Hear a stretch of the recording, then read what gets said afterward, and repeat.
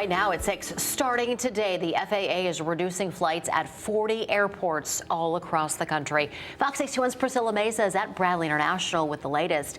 And to see if any flights are already being canceled in and out of our airport here in Connecticut.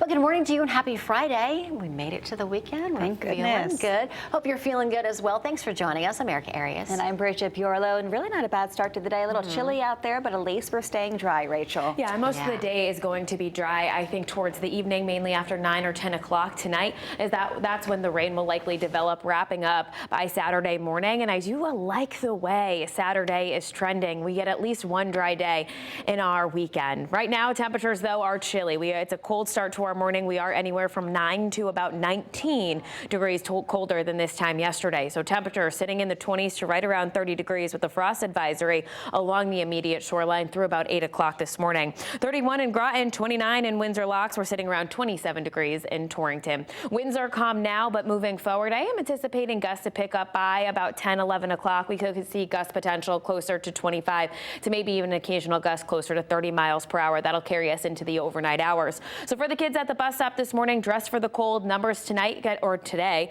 getting up to the mid to upper 50s this afternoon under increasing cloud coverage. After about 9, 10 o'clock, you'll see that precipitation chance does increase, and then through about 5 o'clock in the morning tomorrow, wrapping up after that. The weekend forecast, early morning showers Saturday. Otherwise, it is a dry day overall. We are going to increase the chance for rain, mainly after 1, 2 o'clock in the afternoon for Sunday, with on and off showers that continue after that. We'll have more details on where we go from here in your full 7-day coming up. 6:01, almost 6:02 right now, and as we check in with the roads this morning, largely quiet. A lot of the road work that was out there for a Friday morning commute has wrapped up. We did have some earlier delays along Manchester, along 384, but that has cleared for your morning commute. So your Hartford drive time here, Windsor to the 84 interchange is just fine at 3. Eastbound 84, New Britain Ave to the Hartford Tunnel is around 5 minutes. Route 2, Glastonbury to the Founders Bridge is around 6. We'll take a look over in Cromwell, Route 9 this morning. You can see both directions have light volume. Over to you. Rachel, thanks. Well, the government shutdown is now on day 38. That is the longest in U.S. history, and it's led to the FAA to reduce air traffic by 10% at 40 airports across the country. So travelers all over the country are prepared to feel the impact at the airport. Not ideal timing with Thanksgiving right around the corner. Fox 61's Priscilla Mesa is live at Bradley International Airport with what you need to know if you're flying out this weekend. A lot more people behind you than last hour, Priscilla.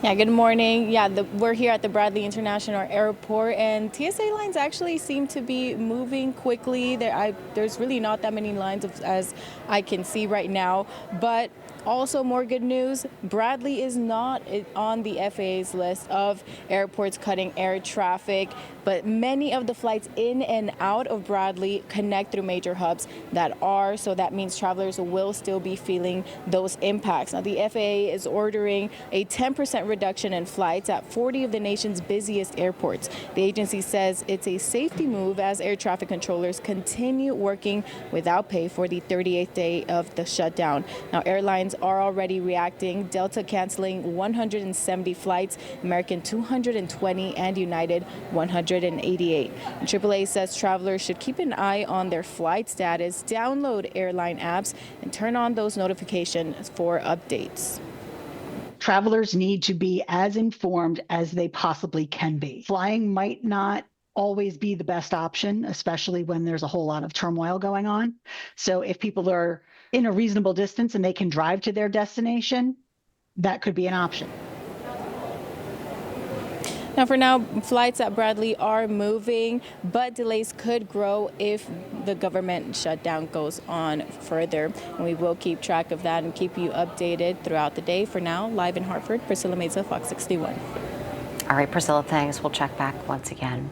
A federal judge in Rhode Island says the Trump administration has to find the money to fully fund SNAP benefits for the month of November. More than 390,000 people here in Connecticut rely on SNAP benefits. We spoke to one man who says his family has been impacted by the delay in benefits. Nobody's getting money and people are not getting food stamps, and this is Thanksgiving is this month in about 3 weeks. So the question is, what's going to happen when people are not getting food stamps? And the whole thing is messed up. It's a mess.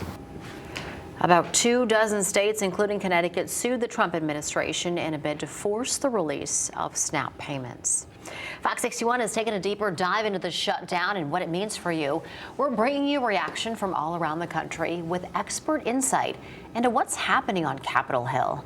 It's all on Fox 61 Plus. That's our streaming platform. You can stream us for free right now on your smart TV. 6:05 now, and Gallup Hill Elementary School in Ledyard will be staying closed again today after police say a student intentionally set a fire inside a bathroom Wednesday morning. Thankfully, no one was hurt, but the fire caused significant smoke damage across the school's second floor. Superintendent Jason Hartling says crews are cleaning vents, replacing ceiling tiles, and wiping down every surface. Police say the student acted alone and has been issued a juvenile summons. Cleanup continues this morning, but it's still unclear when students will be able to return to class. And a big loss for the Farmington community after a high school student died unexpectedly Wednesday night. Farmington High School administrators say sophomore student Noah Sen was described as a wonderful young man who was deeply loved by all.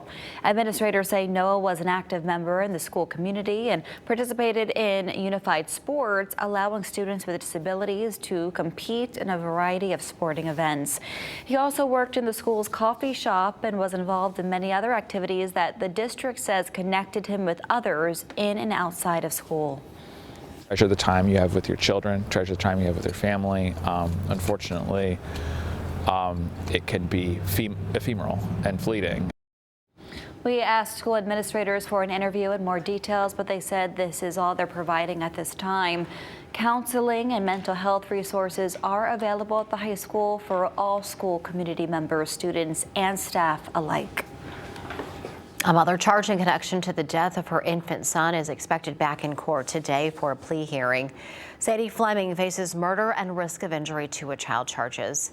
Police say she and her 1-month-old son, Hudson, were reported missing on June 8th in Washington, Connecticut.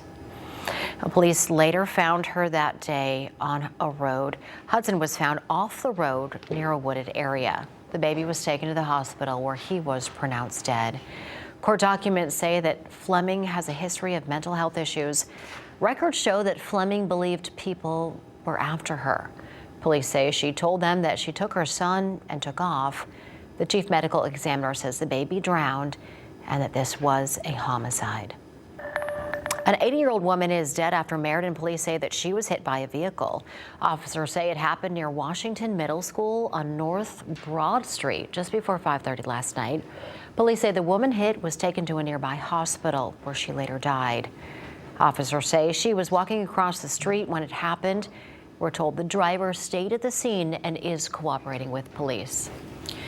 6:08 now. We are working to find out what happened at a Walmart in Hartford last night. Our crews were there as multiple police cruisers pulled into the parking lot on Flatbush Avenue around 7 p.m. One person was seen being taken by an ambulance while officers searched through a vehicle. Police were on scene for at least 30 minutes. We've reached out to officers, and West Hartford police told us this situation started with a traffic stop in town. We'll update you as soon as we learn more about what happened after that. A deadly Halloween weekend shooting in downtown New Haven left one teen dead and several others hurt. Now police say they're making progress in a case as city leaders face tough questions about safety and crowd control. Fox 61's Alicia Hercules has more on what happened and what's being done to prevent another tragedy like this. Police identified the victim as 18-year-old Alexa Acevedo. Chief Carl Jacobson says they believe at least 2 shooters were involved in the incident. My own daughter was downtown till 12:30 that night. So this is something that's personal to all of us here. Chief Jacobson with the New Haven Police Department says there haven't been any arrests in the case, but they're making great progress. He also says they're reviewing surveillance footage from the shooting. Police say they were called to the area of Church Street and Center Street just after 2:30 in the morning following a busy Halloween night.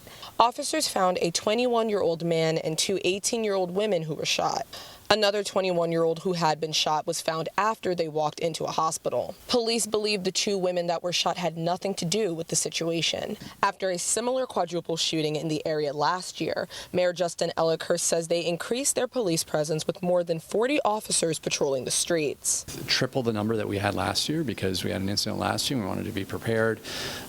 We've also, we had plainclothes officers downtown, a drone to kind of monitor things as well. And unfortunately, this incident still happened. Even with that increased police presence, Chief Jacobson says it still isn't enough. We saw what happened last year, and we prepared, and we got ready for what happened last year. But we also have to remember that it's a different year, and then, and that's on me. The amount of resources is on me directly. At the time of the shooting, the chief says nearly 7,000 people were downtown Halloween night into the following morning. The officers down there were doing a good job, but they were pulled in so many different directions due to fist fights and other things that were going on that they were pulled out of that immediate area where the shooting took place. He says there has been an influx of people coming out to the city to attend 18-plus clubs and getting into fights that eventually lead to gunfire. Mayor Ellicott says they're looking into ways to better regulate those clubs. Have thousands of young people wandering around downtown at 2 a.m. at night. That's not okay. And so we're looking into what kind of tools we may have to just get that under control. Going forward, city officials say they will be increasing their police presence and doing more traffic stops during those busier times. In New Haven, Alicia Hercules, Fox 61.